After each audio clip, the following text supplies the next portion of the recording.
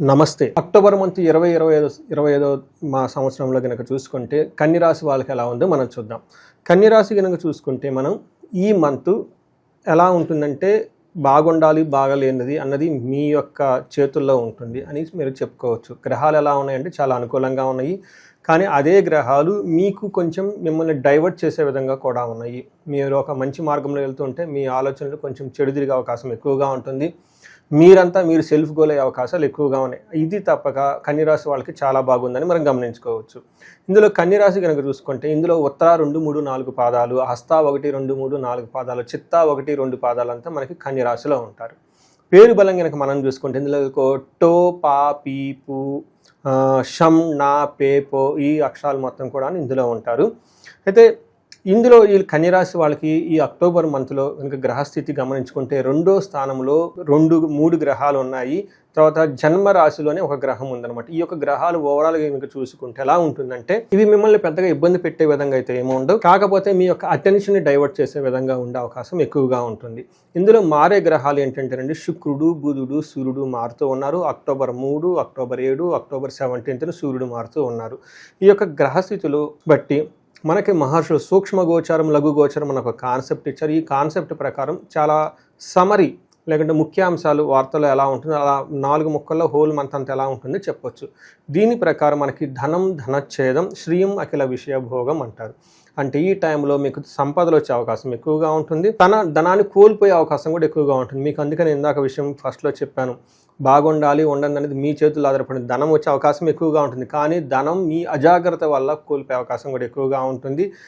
Thefting, destruction అయ్యే అవకాశం ఎక్కువగా ఉంటుంది. ఇది మీరు చాలా కేర్ఫుల్గా పెట్టుకోవాలి. రెండోది శ్రీయం, ఫైనాన్షియల్గా గెయిన్ చాలా బాగుంటుంది. అఖిల విషయ భోగం, అన్ని విషయాల్లో చాలా భోగప్రదంగా ఉంటుంది, చక్కగా ఉంటుందని మన మహర్షులు చెప్తూ ఉంటారు.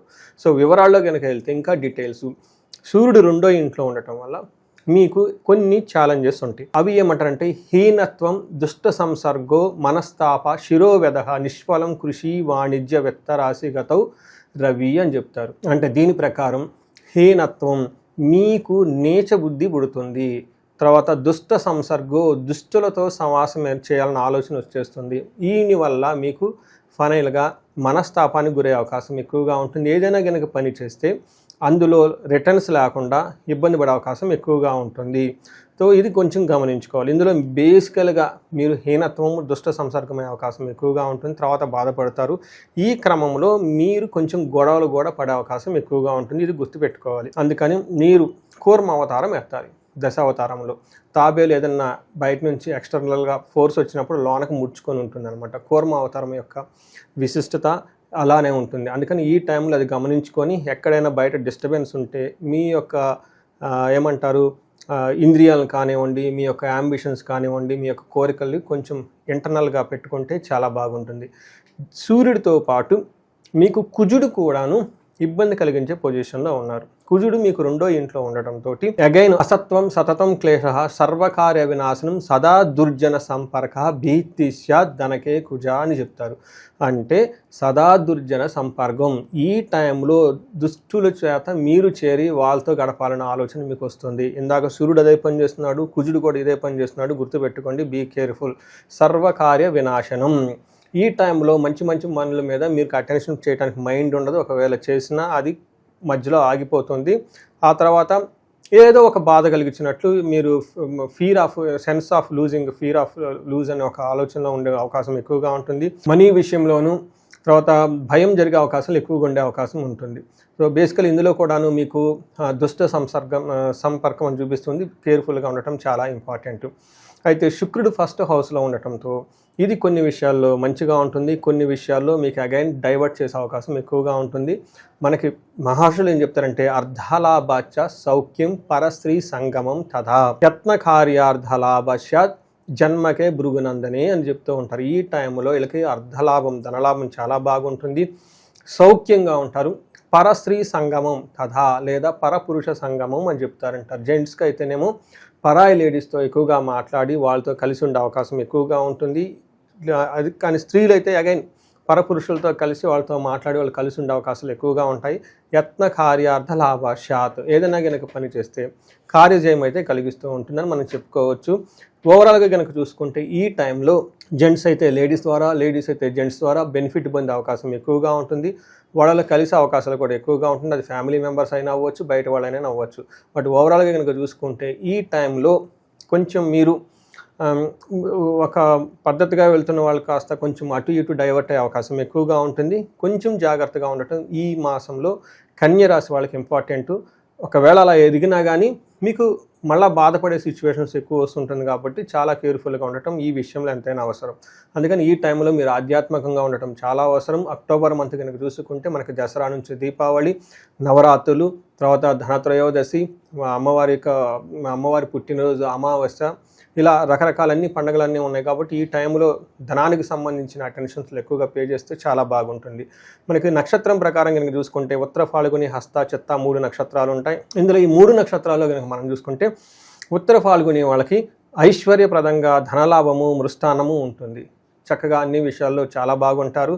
అయితే ఇక్కడ నాశనము, కలహము ఒకటి చూపిస్తుంది. కేర్ఫుల్గా ఉండండి. ఏదో ఒక పని కనుక మీరు చేస్తూ ఉంటే అనుకోని విధంగా టర్న్ అరౌండ్ ఇబ్బందులు పడే అవకాశం ఎక్కువగా ఉంటుంది. గొడవలు వచ్చే అవకాశం కూడా ఉంటుంది.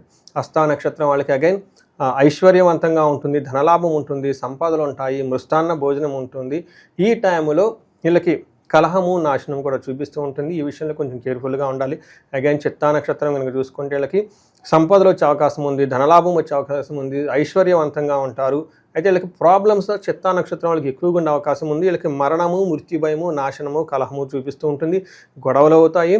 మీరు ఏదైనా పని ఇంతకుముందు చేస్తుంటే ఈ టైంలో ఆగిపోయే అవకాశం ఎక్కువగా ఉంటుంది. దీనితో పాటు గొడవలు, నాశనము, మరణ భయం కూడా చూపిస్తూ ఉంటుంది, మృత్యు భయం కూడా చూపిస్తూ ఉంటుంది.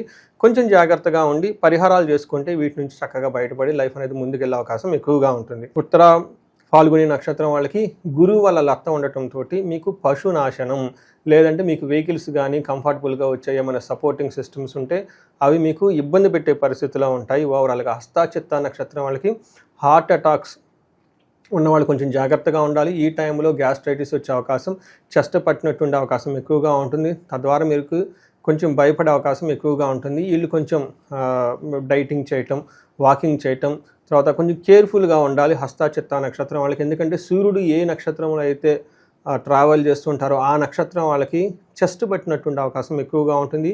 కొంచెం గమనించుకోవటం, జాగ్రత్తగా ఉండాలని చెప్పేసి గమనం. మనం పరిహారాలు కనుక చూసుకుంటే వీళ్ళకి ఈ కన్యారాశి వాళ్ళకి ఫస్ట్ కుబేర పాశుపత అభిషేకం చేయించుకోండి. ఎంతో విశేషమైన లాభాన్ని ఇస్తుంది ఈ టైంలో.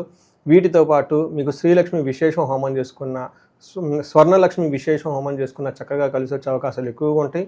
ఏదైనా కనుక గొడవలు అవుతూ ఉంటే వీళ్ళు మన్యు పాశుపత అభిషేకం లేదా చండీ హోమం, చండీ పారాయణం చేయించుకున్న విశేషంగా కలిసి వచ్చా ఉంటుంది.